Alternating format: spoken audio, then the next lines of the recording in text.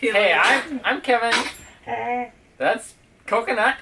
We gotta take her out. That's Pebbles. And that's Leanne. Let's try it again. Everyone's quiet. I'm Kevin, and that's Leanne, and we're the two Explorkers. Where we're showing you how to work on the road or in the sky or wherever you want to just create a life that you want when it comes to your work and exploring the world. And this is part 3 in a series of videos talking about partnerships and just working with brands. Yeah, so we will include links below to some videos that we've done in the past about brand partnerships. Today we're specifically focused on the brand partnership itself and how to structure a brand partnership. And I guess we have 5 different ways we're going to share with you today on how you can approach that. Yeah, so first off, if you're unsure what a brand partnership is, basically it's when you really love a brand and you want to share that brand and you have some sort of following of some sort and you want to share that brand with your following in some way. Basically it. And the benefits of this is that you can develop your SEO, so you're developing new content which brings more people to your site. You're developing revenue, relationships, you're learning new marketing skills. Did I miss anything? Oh, there's a whole bunch of benefits, and keyword being genuine. You genuinely like that product. If you love the product and you know that people will also love the product and your followers will love the product, share it. If some partner comes, or brand rather, comes to you and says, we'll pay you X amount of dollars if you share our product, and you try it and you're like, this is garbage, and then you do it anyway, it's not going to end up well for you. Bad news bears for everyone involved. So let's start with number 1. Yeah, option number 1 for partnering with brands is that you promote the brand and the brand equally promotes you. Win-win.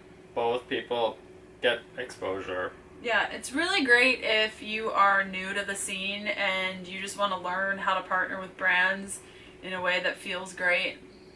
Yeah. And the only thing we have to say is if this brand has 10 followers on Instagram and no newsletter list, it's probably not going to be an equal thing. So just make sure that your following is about equal so that you get as much out of it as the brand does, and you also get free product so you get to continue using and loving the product that you love. It's got to be fair. It totally has to be fair. Option number 2 is you promote the brand makes you an ambassador, and you get free stuff. So what's an ambassador, Kevin? Ambassador is almost like you're their superstar hero. No, it's kind of like you're their mascot in a way. Or you represent the brand in a certain way as a third party. Yeah. And give them credibility. Yeah, and as an ambassador, sometimes, like for brands that we've partnered up with on Healthful Pursuit, sometimes I'll visit them and they'll like fly me out and I check out their facilities and I go on tours, or I maybe go to events on behalf of them and get to speak about their product. And sometimes it's just my picture being on their website with a link to my website, and I get product and I write about it. So it can be a nice way. I really like ambassador programs. I think they're fun. Yeah. Option number 3, so this is getting into more of the compensation options. You promote the brand lightly promotes you and pays you upfront for the work that you do. Keyword upfront. Upfront. Make sure you get paid upfront. Upfront. Yeah. Mega upfront.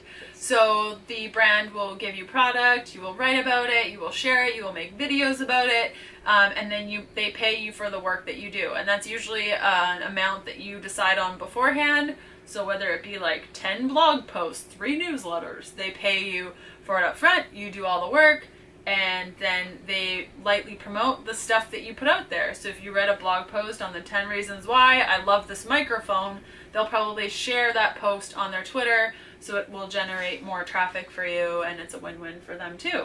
Yeah. Option number 4, you promote the brand pays you via affiliate and pays you upfront. Affiliate commission, so meaning that any person you send over there that makes a sale, you get a cut of that sale, which is really great. If their website is really great, you can send traffic over there, it converts, so kind of like you get to earn more the more traffic you send, the harder you work, and you also get paid for it. Yeah, you're incentivized not only to create really good content, whether it be a blog post, newsletter, video, but you're also incentivized to send more traffic there so that you get paid for it. And where this really, really works is when the brand, like Kevin said, has a great website and a great product and all of those things. But if you're sending them to a website that's not converting well, then sometimes it does not work. This is my favorite way to partner with brands because it just forces me to be creative with the way that I go about it. I really like it. Oh, and if you're curious about what an affiliate is, I'll include a link below. And sometimes that doesn't work for certain businesses that, for example, don't sell online. Yeah. You know, let's say you partner up with a car dealership. They're not going to have an affiliate program. Yeah, or if they do, then it's going to be very difficult for you to actually track a sale. Yeah, so this is where option number 5 comes in with partnering with a brand, and this is you promote the brand and the brand pays you upfront. Upfront again.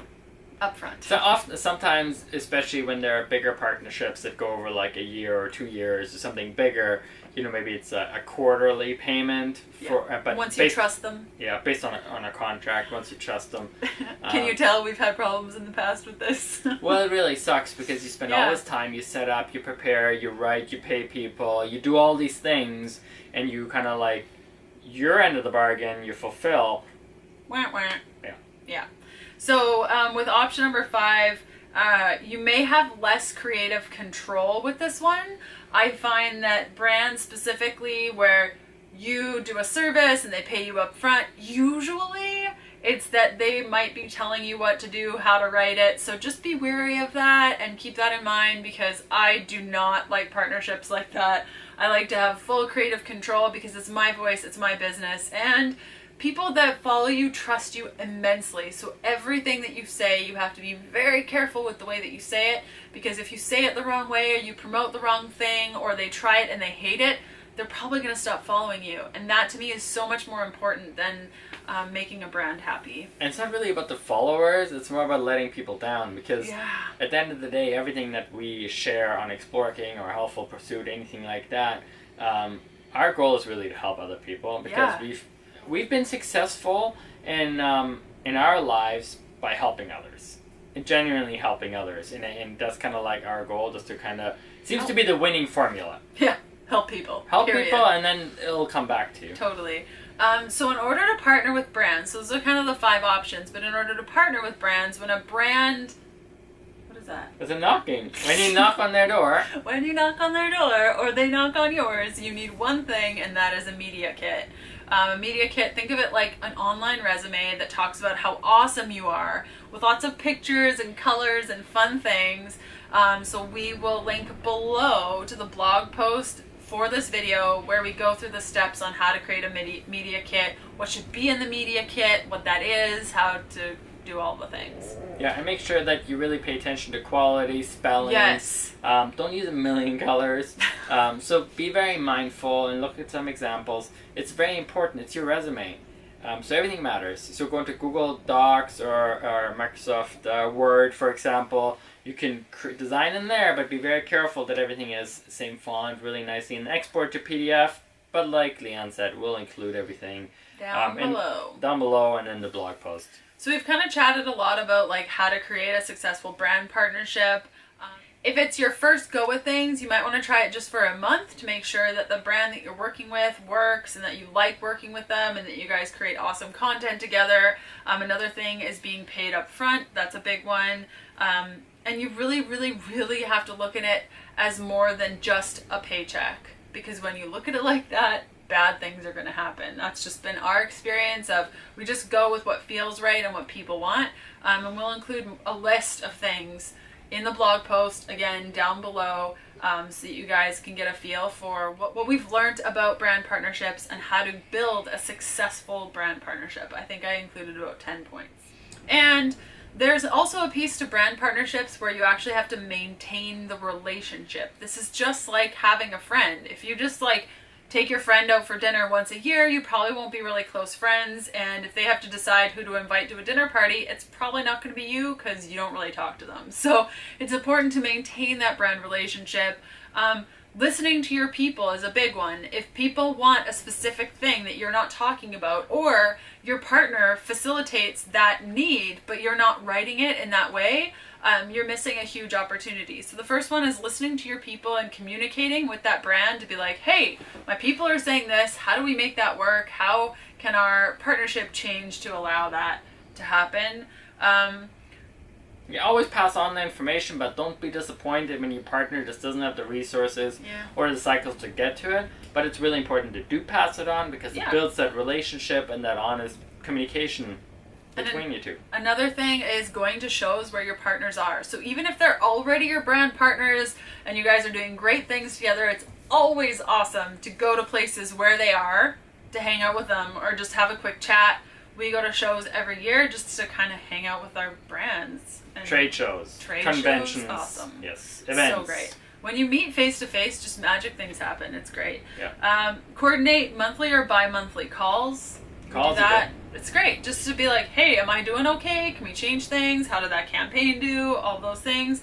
And then adjust your stance on the product if business changes.